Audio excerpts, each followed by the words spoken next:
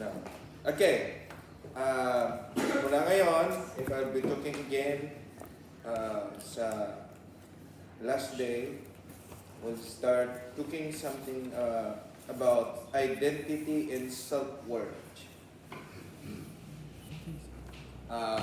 Gusto ko lang intindihin ninyo yung people, ano yung tunay na identity ninyo.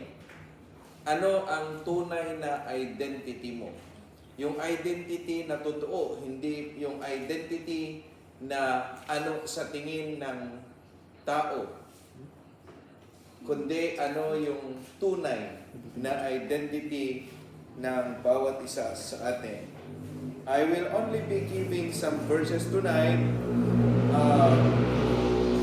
But these verses, itong mga dagitoy nga verses ket ibagada, no anya ti identity tayo, no sino tayo, makita tayo kadagitoy nga verses.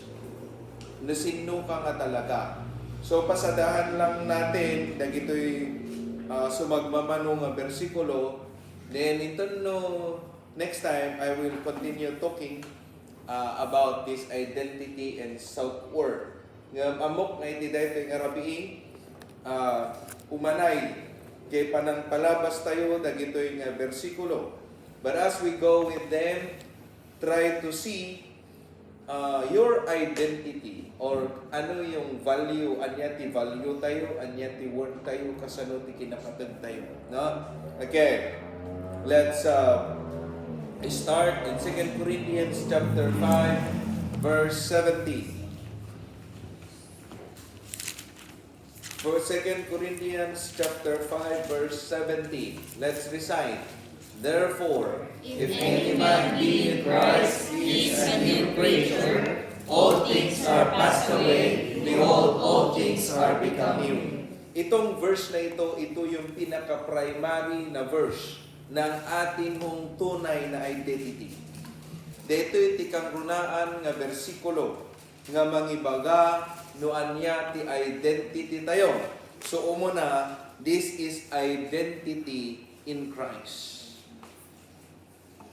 Sino ka kini Kristo? Uno, sino ka kini Apo Dios? Gamin dato iti kaimportantian. Haan nga jay no sino ka ti karubam, no sino ka jay naganak mo, no sino ka kadagiti barkadam, hindi yon ang pinakamalaga. Ang pinakamalaga, yung identity mo kay Kristo. Bakit? Tibiyag tayo kakabsat, o 20, biyag tayo kat 70, numadano tayo dayay, 80, 90, and you'll be blessed if you go past those years. No? Di pa ako nakakapag-50, pero ang dami ko nang nararamdaman. And I'm thinking I would be blessed if I could reach the senior age. Because we do not know our life anytime ay mag-i-end ang ating buhay. At ang magkakaroon ng ti madaan to langan ng ti patod, no at tilaan to na patod, nang runa no nalpas tayon nga pimanaw kaday ito nga lubong, kadya identity tayo kiniaputan ni Yesu Kristo. It doesn't matter now, no, kay kayatan ka dagiti ka arubam no nalpas kan nga natay. It doesn't matter na no nasikat ka, nakataduti, ay naglaing magdata. Puro napipintas nga sa uti sa saud nakin ka, no nalpas kan nga natay, ket awan ti identity kiniaputan ni Yesu Kristo. So the best identity is our identity in Christ. At ano yon? If any man be in Christ, he is a new creature. All things are passed away. Behold, all things are become new. We are a new creature gapukin ni Kristo. So nung inawat mo, na pinatim ni Kristo, kas manubot ken mangisalakan mo, you have a very special identity. Nga kuna na ditoy, you are a new creature. Ikaw ay bagong nilalang. And You are new. So your identity is not your past. It's not your mistakes. Alam niyo, usually, totoo daya ko nada. No, minsan pa mapansin mo, no, jay kamalim, isuti ka na yun da nga banggitan. Isuti ka na yun da nga malaglagit. Ngam jay nasasayaat ngayon naramid mo, manmanuda nga malagit. But your mistakes does not identify you in Christ. It does not identify you with God. They will label you. Label meaning kung ano-ano titaw-tawag nakin ka. But that is not who you are in Christ. In Christ, nunamati ka, you are a new creature. Uray no ko na nga, nakamadmaditi, napalabas mo, aduti kamalim, aduti nagkurangam, laglagi pa. Nunamati ka kay ni Kristo, you have a very special identity. You are a new creature in Christ. Okay, that's actually the primary verse. Now, kasanuti kinapatag mo. Mabalin, di na kakaykayat nga barkada, di eskwela. Mabalin, agpapaigid ka, kapunta aduti agmadikit ka. Mabalin mat nga kaykayatan na ka, aduti mang kaykayatkin ka. Ngamaan nga dayjay ti mangibaga, no kasano nga talaga ti kinapatag mo. Uray no nakababati pa ng kita dakit ka, that's not what makes you worth or an nga dayjay ti gains ti kinapatag mo. Tingnan natin, Psalm 139 verse 14. Psalm 139 verse 14.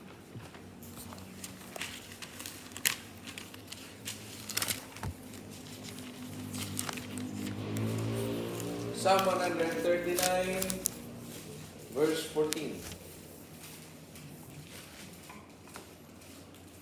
Basahin niyo. Ready? Read.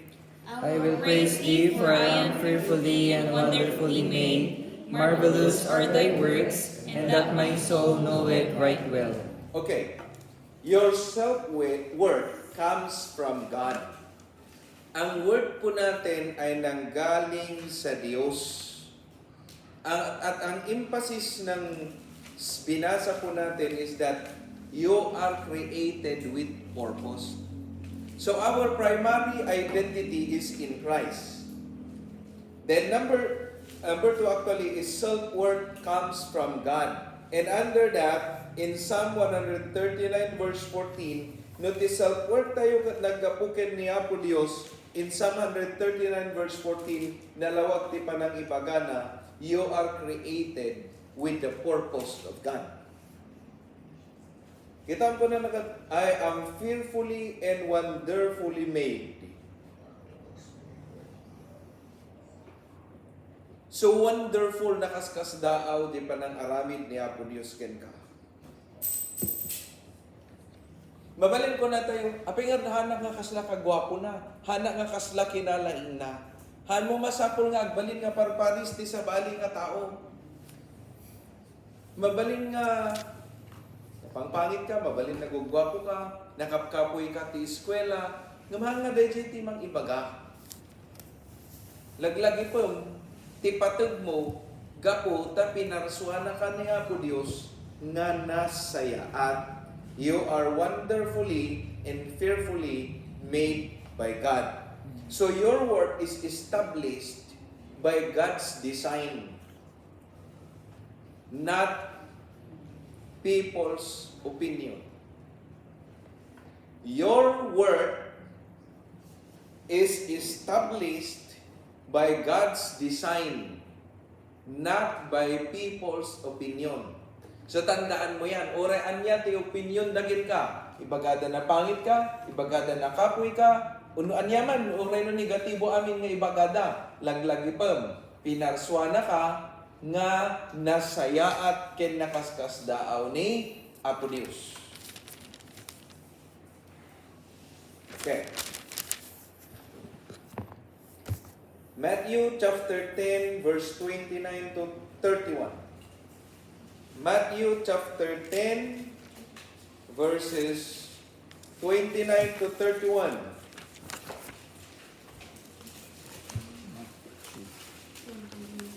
Okay, Matthew chapter 10, verse 29 to 31. Ready? Basa. Are not two sparrows sold for a farthing, and one of them shall not fall on the ground and without your Father? But the very hairs of your head are all numbered. Hear ye not therefore, ye are of more value than many sparrows. Okay. You are valuable to God. Self-worth comes from God. Ang nakita natin dyan ay you are created with a purpose. That is Psalms 139 verse 14. Ngayon, sabi nung Bible, fear ye not therefore, ye are of more value than many sparrows. So valuable to God. You are valuable to God. So kung natay yung work po natin, di kinapatag tayo, naggapuken ni Apo Dios. Una, pinarswana ka nga adda ti purpose na. May ikadwa, inbaga na nga napatag ka. God assigns your value. Haan nga social media, haan nga Facebook, haan nga jay grade mo jay eskwela. Timang ibaga, ti kinapatag mo. Haan nga jay kinapopular mo, wano awan mang kayat kin ka. Timang ibaga ti word mo. It is God. And He said, you are more valuable than many sparrows. Okay. Isa pa. 1 Peter chapter 2 verse 9.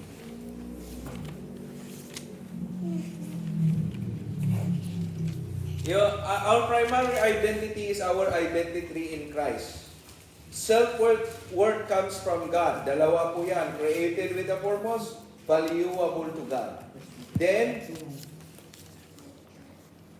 1 Peter chapter 2 verse 9. Read.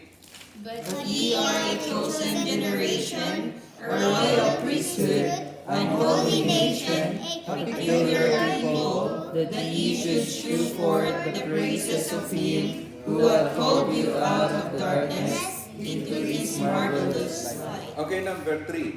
You are what God says you are. You are what God says you are. Sa 1 Peter chapter 2 verse 9, anong sinabi ng Diyos sa iyo? You are a chosen generation. Pero itong isulat nyo, you are chosen in love by God. You are who God says you are. Una, 1 Peter 2 verse 9, you are chosen in love by God. But ye are a chosen generation, a royal priesthood, an holy nation, a peculiar people. Kita niyo? Anong sinabi ng Diyos tungkol sa iyo? Ikaw ay napili. You are chosen. You are a royal priesthood. Ibig sabihin, you are of a kingly blood. You are a holy nation, a peculiar people. Ibig sabihin, you are special. You are special. The truth is, you are chosen. Hindi ka po aksidente na naligtas. Hindi ka po aksidente na kakilala sa Diyos. Pinili na ka ni Apo Diyos. Okay, another verse. Romans 8:15. Romans 8:15. Romans 8:15.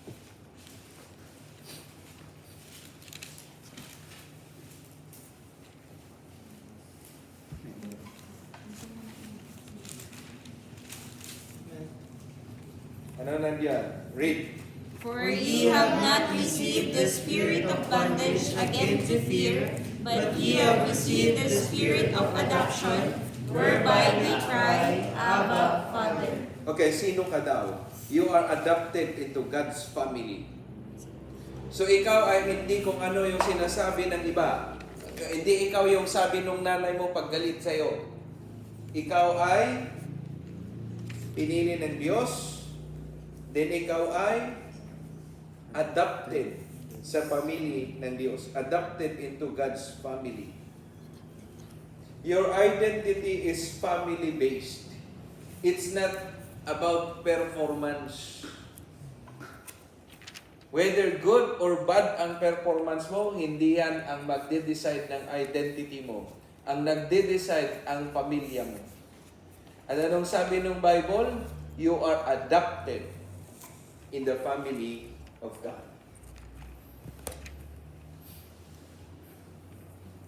Okay. Ano din ang sabi ng Romans 8:1? Therefore, there is therefore now no condemnation to them which are in Christ. So number 6, no longer condemned.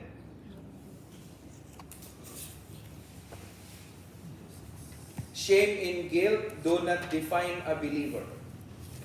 Meron ka mang nakakahiyang nagawa sa nakaraan? Guilty ka man sa napakaraming pagkakamali at kasalanan? Pero salamat, anong sabi ng Bible? Mula nung naniwala ka, mula nung tumanggap ka, you are no more condemned. Hindi ka na condemned. Okay?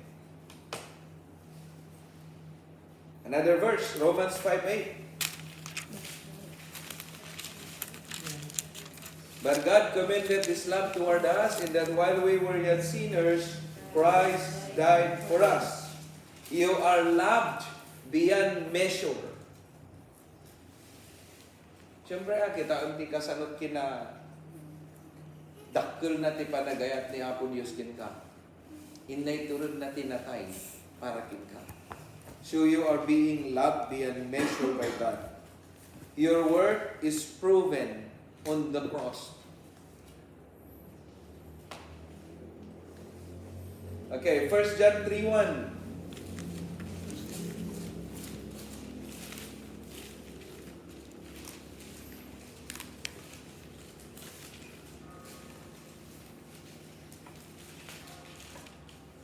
First John 3:1. Behold, what manner of love the Father hath bestowed upon us, that we should be called the sons of God. Hindi ko alam kung alam niyo ang kantahin niya. Alam niyo? Okay, kantahin niyo to. So, ang identity dyan is we are children of God. Kanina, adopted into the family of God. Now, ikaw ay anak ng Diyos. So, you don't become valuable. You are valuable bilang anak ng Diyos. Ephesians 2:10. This is our last for tonight. Hindi tayo magtataga. But I hope na nailalagay sa puso at isipan natin ang ating mga sinasabi.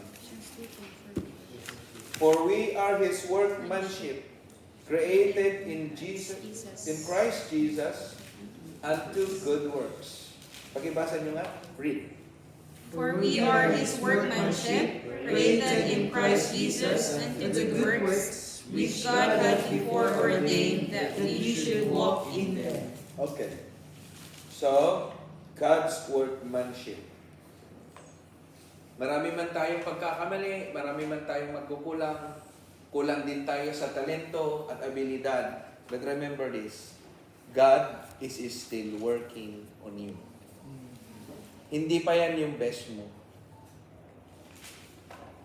Your best is ahead.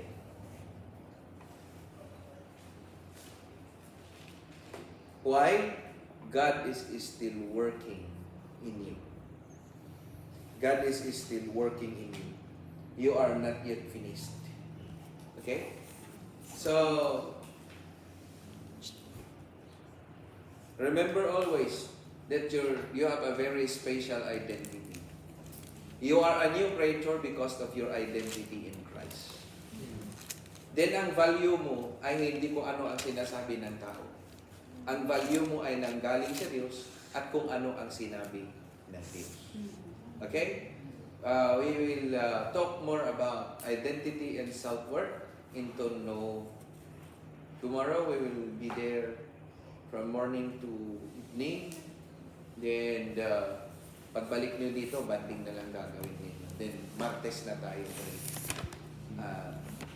Tawag nito, So tomorrow, 8 o'clock ang start doon. Pero kaya naman tayo, kaya yata tayo ng tricycle, yung motor nila yun, tapos yung sasakyan eh. Kaya ba?